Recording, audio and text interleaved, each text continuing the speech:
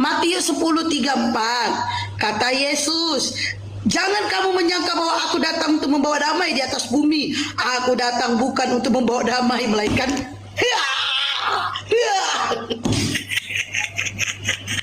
kena lagi dia, ketampol lagi dia dengan bibel. Shalom bagi kita semua dimanapun kita berada saat ini, kiranya kita semua tetap berada dalam keadaan sehat dan apapun yang merupakan aktivitas kita sepanjang hari ini, kiranya Tuhan Yesus memberkati. Dan kembali berjumpa lagi di channel kita ini, yaitu Zemayan Yasin. Terima kasih buat teman-teman semua dan juga para sahabat yang sudah mendukung perkembangan channel ini dengan setia, dan kiranya kita tetap menggunakannya untuk menjadi berkat bagi semua orang.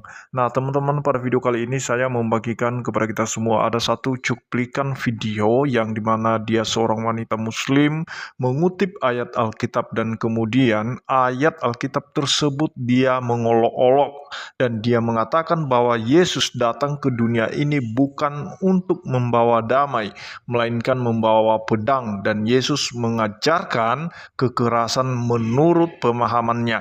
Nah, hal ini dibahas juga oleh saudara kita apologet Kristen, yaitu Didit Yuli di channelnya, dan mari kita akan menyimak videonya yang berikut ini. Matius 10:34, kata Yesus, jangan kamu menyangka bahwa aku datang untuk membawa damai di atas bumi. Aku datang bukan untuk membawa damai, melainkan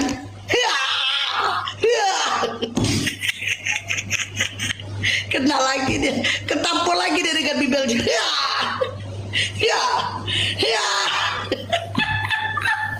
Aku bacakan sekali lagi. Jangan kamu menyangka bahwa aku datang untuk membawa damai di atas bumi. Aku datang bukan untuk membawa damai, melainkan Oten balul, kena lagi dia.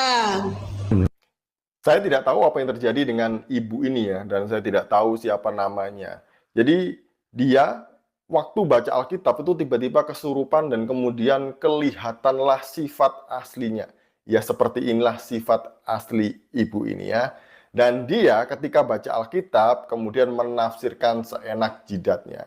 Dia ambil ayat sepotong-sepotong, dia curi, kemudian dia klaim, dia tafsirkan seenak jidatnya.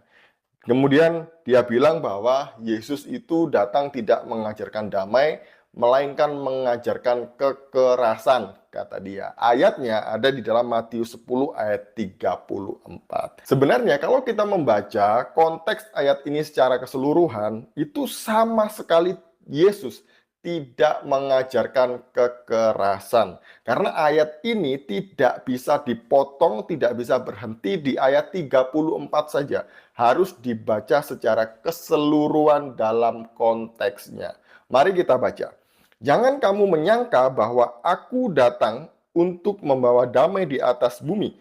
Aku datang bukan untuk membawa damai, melainkan pedang. Nah, ini seringkali disalahartikan oleh para polemikus itu ya, bahwa Yesus mengajarkan kekerasan. Dia aja datang bawa pedang katanya.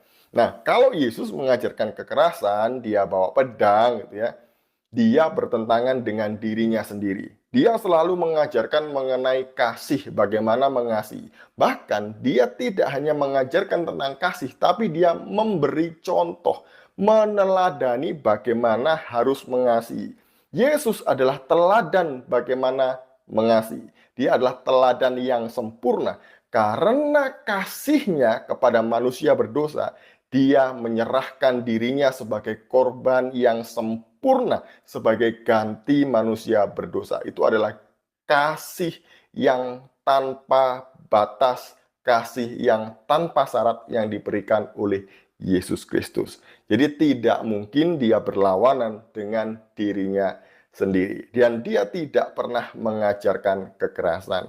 Nah, untuk mengerti ayat ini harus dibaca ayat setelahnya, gitu ya. Di sini dikatakan seperti ini. Sebab aku datang untuk memisahkan orang dari ayahnya, anak perempuan dari ibunya, menantu perempuan dari ibu mertuanya, dan musuh orang ialah orang-orang seisi rumahnya. Jadi yang dimaksud pedang di sini itu adalah pemisahan. Bagi setiap orang yang percaya kepada Yesus, dia tidak boleh menjadi bahkan orang-orang di dekatnya, bahkan termasuk istrinya, anaknya, keluarganya, itu sebagai yang utama. Tidak boleh. Yang terutama adalah Tuhan.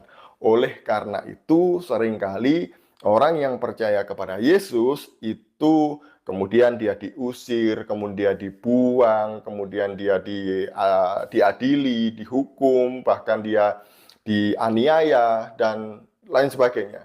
Jadi inilah yang membawa orang-orang itu pemisahan dengan keluarganya.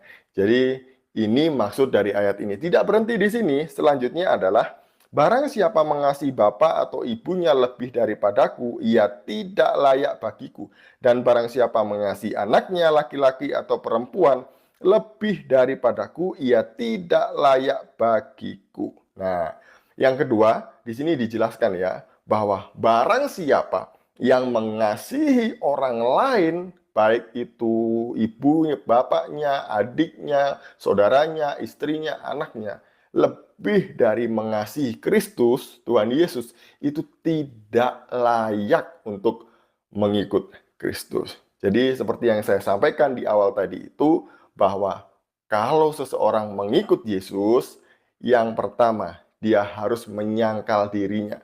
Dia harus mengutamakan Yesus. Yang kedua, dia harus terima resikonya, bahwa seseorang yang mengikut Yesus itu akan mendapatkan penolakan, penganiayaan, bahkan hukuman, ataupun diakhiri hidupnya, gitu ya, karena imannya kepada Yesus. Jadi ini pemisahan pedang yang Yesus maksud tadi itu ini. Jadi pedang bukan maksud secara harafiah, tidak seperti itu. Kemudian ayat di selanjutnya, gitu ya. Barang siapa tidak memikul salibnya dan mengikut aku, ia tidak layak bagiku. Nah, kemudian dijelaskan lagi ya, bahwa orang yang percaya kepada Yesus, dia harus memikul salib. Jadi salib ini artinya panjang ya, bisa diartikan sebagai panggilan, bisa diartikan sebagai penderitaan. Nah, orang-orang yang percaya kepada Yesus itu punya salib masing-masing. Setiap orang itu beda-beda ya, salibnya itu ada yang berat, ada yang ringan gitu, bahkan ada yang sangat besar yang harus dia pikul. Itulah salib, dan itu harus dialami oleh setiap orang yang percaya kepada Yesus. Salib itu bisa jadi, Bang, seperti saya sampaikan tadi di awal, kamu diusir, kamu difitnah, kamu dicaci maki, kamu dibully, bahkan kamu dianiaya, itu juga bisa berhubungan mengenai arti salib tersebut. Dan kemudian selanjutnya, barang siapa mempertahankan nyawanya, ia akan kehilangan nyawanya. Dan barang siapa kehilangan nyawanya karena aku, ia akan memperolehnya. Nah, di sini Yesus semakin dalam lagi dia menjelaskan ya. Nah, barang siapa yang mempertahankan nyawanya akan kehilangan nyawanya. Ini berbicara mengenai kekekalan ya. Kalau kamu mengikut Yesus, kamu dianiaya, kemudian menyangkal imanmu supaya kamu hidup, kamu akan kehilangan nyawamu, kamu akan kehilangan hidupmu sesungguhnya. Dan barang siapa kehilangan nyawanya karena aku, ia akan memperolehnya. Nah, jadi itu dia videonya teman-teman. Kita sudah mendengarkan bagaimana seorang wanita muslim ini mengutip ayat Alkitab dan kemudian dia menyimpulkan bahwa ayat tersebut ayat di mana Yesus katanya membawa kekerasan, bukan mengajarkan damai.